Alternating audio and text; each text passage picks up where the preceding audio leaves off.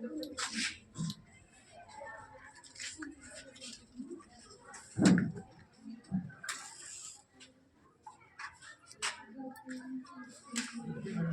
मेरे पास magnesium ribbon है, ठीक है।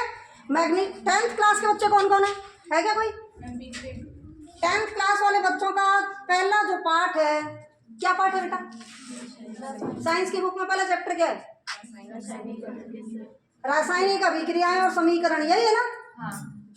तो उस चैप्टर के अंदर आपकी पहली क्रिया कौन सी है, पहली रिएक्शन कौन सी रखी है चैप्टर के अंदर? बताओ, चैप्टर के अंदर पहली एक्टिविटी कौन सी दी थी? मैग्नीशियम रिबन को अगर ऑक्सीजन की उपस्थिति में जलाते हैं तो क्या होता है? मैग्नीशियम रिबन जलता है। अच्छा, वहां पे आप लोग जब चैप्टर की एक्सरसाइज करते हो तो पहला क्वेश्चन क्या है एक्सरसाइज के अंदर कि मैग्नीशियम रिबन को जलाने से पहले रब क्यों किया जाता है, सैंड पेपर से साफ क्यों किया जाता है, यही है ना? क्यों करते हैं इसको साफ? आपने देखा अभी ये मैग्नीशियम रिबन चमकता हुआ दिख रहा है क्या? नहीं दिख रहा।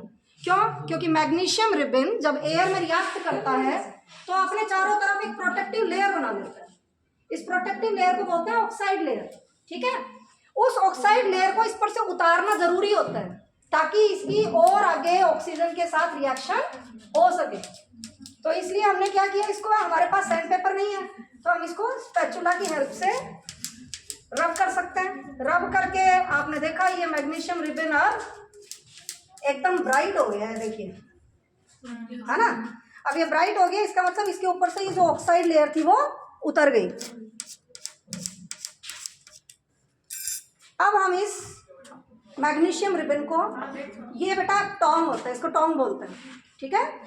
टोंग की हेल्प से हम पकड़ते हैं किसी भी चीज को जब जलाना होता है।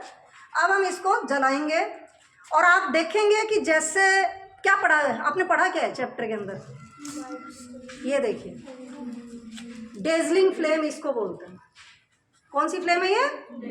डेजलिंग फ्लेम, ठीक है। तो अब ये देखिए, जलने के बाद इसकी क्या बन गई? राख बन गई। अब ये जो राख है ना, इसको मैंने कलेक्ट कर लिया और ये राख कैसी होती है, इसका प्रकृति कैसी होती है? आप लोगों ने एसिडिक बेसिक नेचर पढ़ा होगा ना। धातु के जो ऑक्साइड होते हैं, मेटल ऑक्साइड कैसे होते हैं? क्लास 10th के जो बच्चे इधर हाथ खड़ा कर रहे थे, चैप्टर 3 पढ़ा है आप लोगों ने? चैप्टर 3 में पढ़ा है धातु के ऑक्साइड नेचर में कैसे होते हैं, एसिडिक या बेसिक? बस ये बता दो, एसिडिक या बेसिक? बेसिक। बेसिक का क्या मतलब है?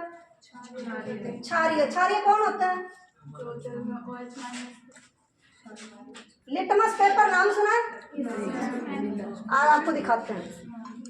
ये लिटमस पेपर है बेटा, ये रेड लिटमस है, ये ब्लू लिटमस है, ठीक है। एसिड कौन होता है? जो ब्लू लिटमस को रेड कर देते हैं। और बेस कौन होता है? जो रेड लिटमस को ब्लू कर देते हैं, ठीक है। तो अब मेरे पास ये वॉच ग्लास है, इस वॉच ग्लास के अंदर साफ क्यों कर रहे हैं हम? क्योंकि हमने इसके अंदर सोडियम मेटल रखा था, है ना, तो वो लिक्विड पैराफिन था इसके अंदर। अब उसको हटा करके ये जो ऐश बनी मैग्नीशियम ऑक्साइड की, इसको मैंने वॉच ग्लास में कलेक्ट कर लिया। इस पे हम एक दो ड्रॉप पानी भी डाल देते हैं, इसको मॉइस्ट कर लेते हैं। क्या अगर ड्राई होगा तो वो ड्राई लिटमस पेपर से कोई टेस्ट दिखाएगा? नहीं दिखाएगा। तो क्या करना पड़ेगा हमें? या तो लिटमस पेपर को मॉइस्ट करें या फिर हम जो सब्सटेंस है उसको मॉइस्ट करें। तो हमने सब्सटेंस को मॉइस्ट कर लिया। अब मेरे पास ये रेड लिटमस पेपर है और इस रेड लिटमस पेपर को हम इस मैग्नीशियम ऑक्साइड की ऐश के अंदर डिप कर रहे हैं। आप देखिए कलर चेंज दिख रहा है? कैसा कलर हो गया? ब्लू हो गया। ये देखिए आप, ये ब्लू लिटमस है मेरे पास, इससे मैच करके देखिए, ब्लू हो गया। ब्लू पर कोई चेंज नहीं होगा। अगर मैं ब्लू लिटमस से इसी को देखूं कि इसकी नेचर कैसी है, तो ब्लू लिटमस का कलर चेंज नहीं होगा, है ना। ब्लू लिटमस का कलर कब चेंज होगा? जब सब्सटेंस कैसा हो? एसिडिक हो। तो ये देखो इतने सारे एसिड पड़े हैं, है ना, हमने ले लिया इसमें से डाइल्यूट HCl। अब ब्लू लिटमस को अगर इसमें डिप करेंगे तो कलर कैसा आएगा ब्लू लिटमस का? ये देखिए, समझ में आ गया सबको? ओके बेटा, अब आप लोग